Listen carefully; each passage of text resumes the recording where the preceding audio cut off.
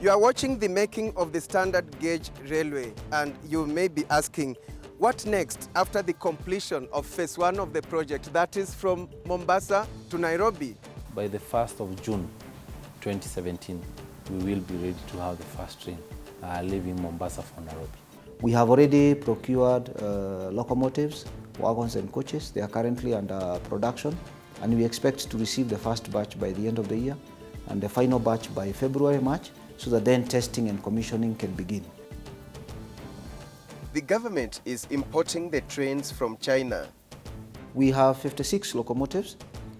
43 of those are what we call mainline locomotives. Those are powerful locomotives that are able to pull a lot of the containers. We are talking about 200 and above containers. Then we have shunting locomotives, 8 of those. Those ones are used to move cargo within marshalling yards in order to help position trains as they move. So those are lesser powerful locomotives. And then we have 5 passenger locomotives. Those ones are lighter, higher speeds of 120 with capacity to do even up to 160 kilometers per hour. We have 40 coaches.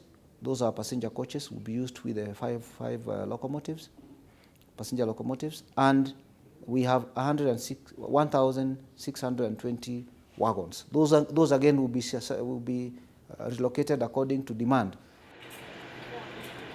The contractor, that is China Road and Bridge Corporation, will be the first operator of the train services. We sought to find out why the government had made that decision. The corporation was not going to be engaged in operations and maintenance.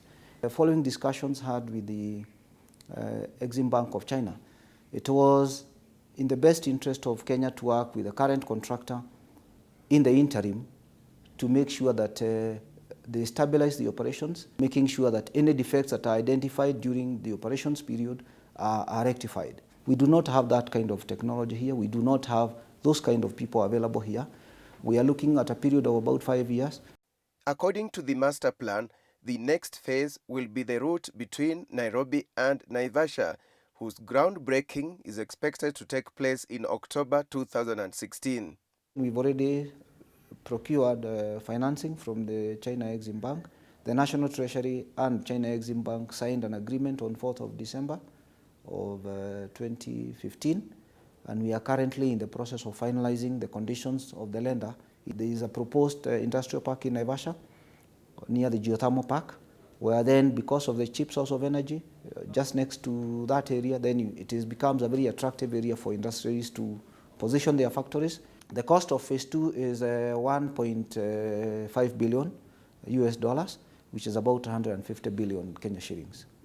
Then from Naivasha, the line will head to Kisumu via Mai Mahiu, Narok, Bomet, and Ahero.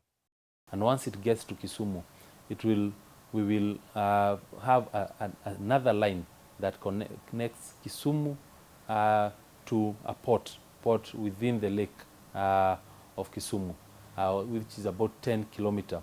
And here is where we'll actually build a modern day port for about $140 million in terms of budget. From Kisumu, the line will pass through Yala to Mumias up to Malaba, a distance of 107 kilometers between Kisumu and Malaba.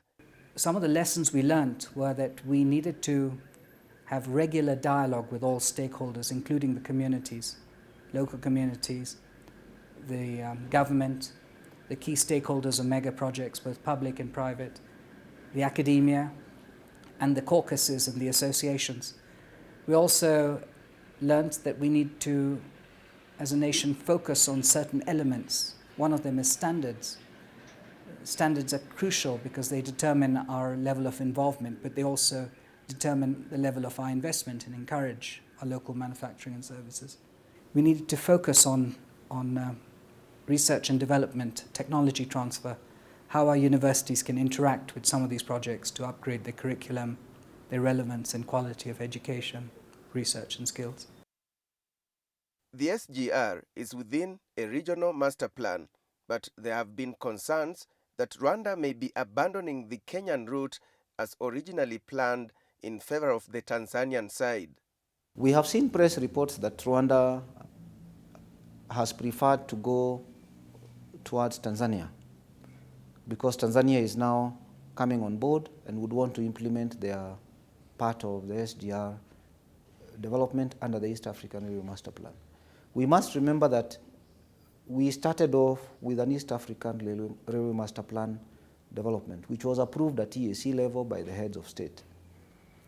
The only reason why we talk about Northern Corridor integrated projects is because some of the members were moving a bit slowly, and therefore Kenya, Uganda, Rwanda decided to come together and try and implement their components of what is really the East African Standard Gauge Railway Master Plan.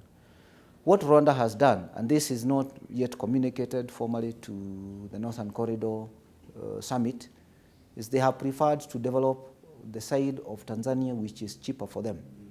The Uganda side may be a bit more expensive for them, and those are considerations that then one has to take into account in national interest when you're dealing with a lender who's also asking about viability. But the bigger picture is that at one point in time, the East African Railway Master Plan will take shape. Rwanda must do their connection to Uganda, just like Kenya will do their connection into Uganda and to South Sudan. So we do not see it as pulling out. It's just preferring to develop one corridor first, just like we are developing bits and pieces, Mombasa, Nairobi, Nairobi, Kisumu, in bits, just as you also secure funding. But there are those who have argued that before the entire network is complete, Kenya may lose business to Tanzania should Rwanda's first preference be Tanzania. I think that we would have to then be relegated to less efficient transport means, and this could be more costly. And therefore, it would make all our products for export more costly, not competitive in the long run. I do not see the negative impact on this. One, I think in terms of the progress that Kenya has made, none of the countries in the region has achieved in terms of SGR development. And the decision of how cargo moves is a decision that is not made by governments. It's a decision to be made by cargo owners.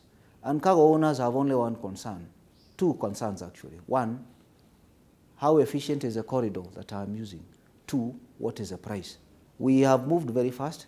If Tanzania is starting, we've just seen it. We've not seen any funding arrangements. We've not seen any feasibility studies. They are starting, and we are very happy that one day then the entire master plan will take shape. And back home, while the project is going on, it still faces a number of court cases. Yes, we continue to face a lot of expensive litigations.